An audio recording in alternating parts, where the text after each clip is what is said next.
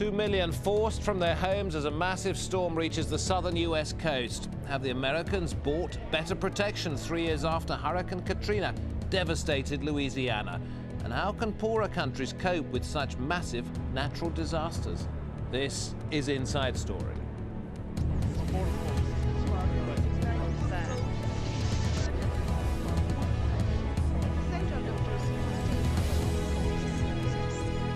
Hello, welcome to the programme. I'm David Foster. In 2005, the people of New Orleans were caught unawares by Hurricane Katrina. How much better prepared are they today? Hurricane Gustav's impact has already been felt throughout the Caribbean, where it's killed at least 94 people, most of them in Haiti and the Dominican Republic. Jamaica, the Cayman Islands and Cuba have also suffered massive damage. And now in Louisiana, millions are on the move. It was in 2005 when Hurricane Katrina hit this part of Louisiana. And 3 years later, all these people had to run away from their homes once again. They came here prepared for the worst: pillows, food, water, and clothes. They say that they're afraid of what they will find when they go back to their homes. Most of these people hope that further action will be taken so that when a storm comes, they won't have to run anymore. They also ask for help. Most of them believe that the government is not doing enough. I think that they need to have better, stronger, areas for people to be able to go in. Like for us, we don't have anywhere to go. If they were to say, well, you can go to another state, where in this other state are we supposed to go? Nobody here knows how long they will have to stay in this place. They just hope that once they get out, they will be able to find all the things they left behind. Teresa Bo, Al Jazeera, Lafayette. Joining us now from the United States in Denver, Colorado, Kathleen Jane Tierney, who's director of the Natural Hazards Center at the University of Colorado. In London, Katrine Brehick, environment correspondent for the New Scientist magazine. And on the line from Muscat in Oman, Philip Burden, head of Esri Muscat, a company which, among other things, makes software to help with disaster management. Thank you very much for talking to us on Inside Story. Kathleen Tierney in Colorado, how well prepared are the people of Louisiana and the surrounding areas now compared to how they were when Katrina and Rita hit land 3 years ago? David, I think probably the most remarkable part of this story is the manner in which the government at all levels, local, state, and federal, has prepared and has responded proactively in positioning resources and beginning the evacuation process, particularly looking at the special needs populations, people who are in nursing homes, people with disabilities, and people without their own private transportation. This is a real difference from what we saw in Hurricane Katrina, where the governments at all levels were reactive as opposed to proactive during Katrina. And how much do you estimate all this has cost? In terms of the response, it will be a very expensive one in that resources were deployed throughout the entire Gulf region, not only in Louisiana, but all the way across the Gulf from Texas all the way to Florida, with massive deployments of people and resources. So there will be the costs associated with responding, and then of course there'll be the losses caused by the hurricane, which I believe now are estimated at somewhere around $35 billion. Katrine Brehick from the New Scientist magazine in London. When you look at a city like New Orleans, built below water level, and you see the frequency with which storms are now affecting people in that part of Louisiana and neighbouring states, are you surprised with what you see?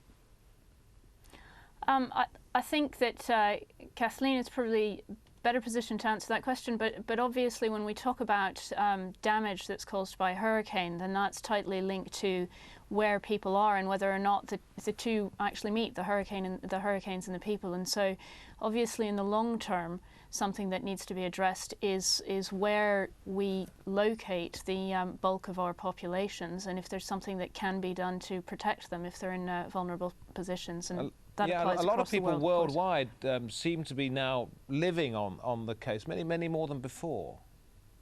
Yeah, increasingly our populations along the coastlines, and again, as you say, this is worldwide, are growing, and that's a concern particularly in poor countries. I'd say areas of South Asia, Bangladesh, India, for instance, should be very concerned about this.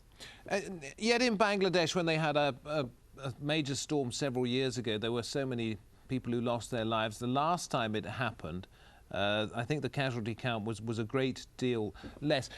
From what you've seen, is that because they were more aware of what was happening, because of the frequency with which the storms were coming in? They understood the way the environment was changing, they moved people away? What was the reason? To be honest, I'm not sure. You'd have to speak to somebody on the ground to get an answer to that, really. I know that there are a lot of grassroots movements happening in Bangladesh to help people find low-tech solutions or low-tech ways of dealing with the situation, because obviously they don't have the resources that countries like the United States have. But I'm not sure in terms of actually quantifying the effect of those relative to quantifying the effect of the US's preparedness. You'd have to speak to people who've actually looked at the two situations. I'll come back and ask you about the way that the environment may be changing and the weather patterns moving on in just a moment. But let's talk to Philip Burden, whose company makes software that helps with disaster management. Philip Burden, based in Muscat in Oman, was there, I think, when the storm came through not so very long ago. How did it all work, Philip? Yeah, the cyclone came through last year, and I think the authorities here, were able to respond fairly quickly to it. And there are a number of different agencies working on the different aspects of supporting people, whether they're remote or within the township of Muscat itself.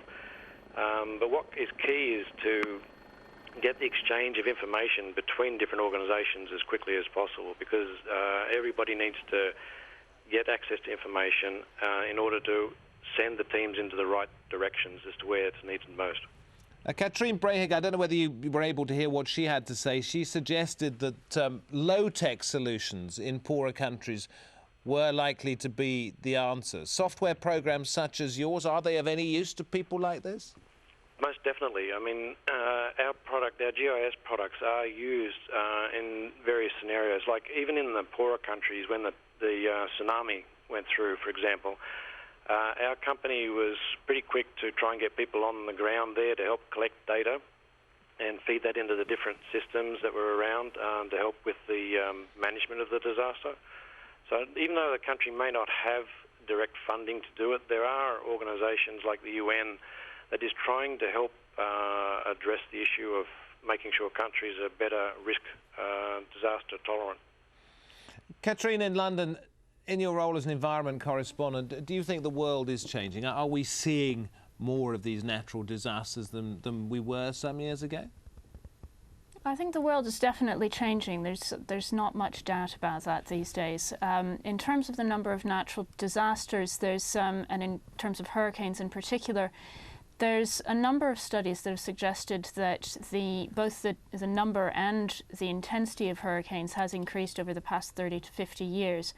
That seems to be linked to an increase in sea surface temperatures, which, well, there's some debate as to whether or not that's a normal, natural cyclical pattern in sea surface temperatures, or if that's directly linked to climate change. At a meeting, I think it was in November 2006, the World Meteorological Organization asked a number of climate scientists to come together and see if they could come to some sort of consensus as to whether or not climate change was going to increase the number of hurricanes.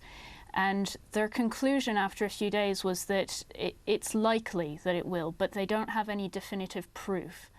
In terms of preparedness, I suppose that means that governments should prepare for that likelihood. And Kathleen Tierney at the Natural Hazard Center in Colorado, what are these scientists telling you? What sort of message do you get from people who study the weather? I think that when we talk about the weather and the weather changing, we also need to take into account what is happening in terms of larger population concentrations in coastal areas, which has already been mentioned, and also talk about the need for mitigation, that is, actions that can be taken well in advance of disaster events in order to lessen their consequences, as well as preparedness and the development of effective response systems. Key among those things are protecting aspects of the natural environment that protect us against disasters, such as barrier islands and wetlands. I'm sure that your audience is aware of the fact that the loss of wetland protections in the area around New Orleans was one of the big factors in losses from Hurricane Katrina. So the climate is changing. This is resulting in larger numbers of disaster events, particularly events like wildfires, but also flood events and hurricane events. So we need to adapt, and we need to develop effective mitigation, preparedness, response, and recovery strategies given this new reality. The idea that the climate is stationary is dead, it's over, and we are in the period of climate change. We must recognize this and adjust our behaviors accordingly. And learn to deal with it. We'll talk about that in a great deal more detail when we return after this short break here on Inside Story.